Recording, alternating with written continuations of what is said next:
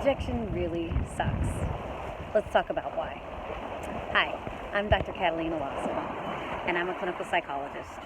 And most of what I'm trying to share is around relationships and sex and the pathway to sorting those things out really all starts with ourselves.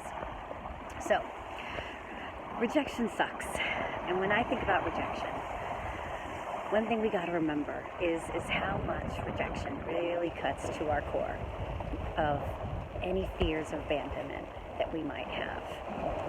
And so sometimes it's even these little moments where maybe we didn't get a call back from a job we wanted, or we got ghosted by someone we just didn't even know online, or maybe our friend didn't show up when we wanted them to.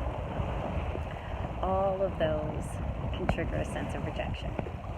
And if you're human, it's pretty common to think, oh, I'm a loser, or what's wrong with me? How come this didn't work out for me? How come these things always happen to me? And we tend to generalize. And think mostly that there's something wrong with us. And that cycle continues and continues and continues. And at the end of the day, basically, we feel like a loser.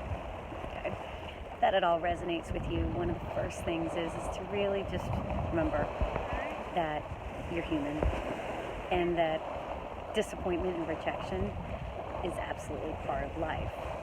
But why does it suck, and why does it, if you have had some sense of feeling where maybe sometime in your past something traumatic or repetitively traumatic didn't work out as far as relying on someone. And generally when you think about this, it tends to stem back to how you were raised and whether or not your caregivers, whether that be your parents or your grandparents or even your older siblings, stood up and were there pretty consistently.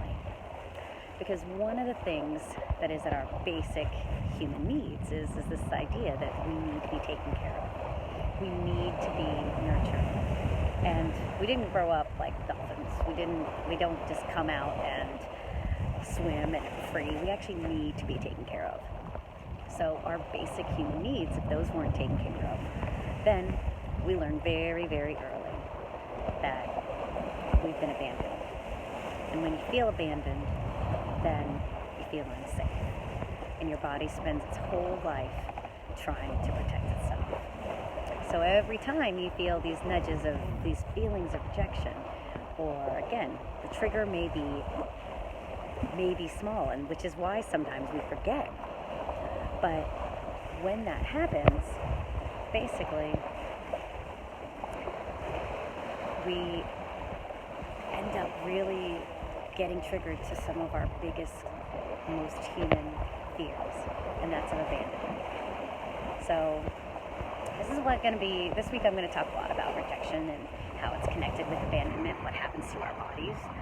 So this is just really the first one of saying, if you feel this way, know that you're human. Know that it's common, that at some point or another, even if you haven't had massive trauma or repetitive trauma in your past, that it sometimes doesn't take a lot for a moment of rejection to plant its seeds in our brains, our bodies, our nervous systems, every cellular cell we have, to actually leave its mark, and then our body goes into protection. So let's talk a little bit more about what happens to our body, about what are some common thoughts. And again, all of this is really just to heighten your awareness and understanding, so that hopefully at the end of the day you remember you are human, we all go through these struggles, and that there are ways to actually manage it. Alright, check out my next video, guys, and always open to any comments or shares or feedback and any ideas of what else I can maybe speak to. Alright, follow me on Instagram or Facebook or on my YouTube, and see you next time. Cheers. Bye.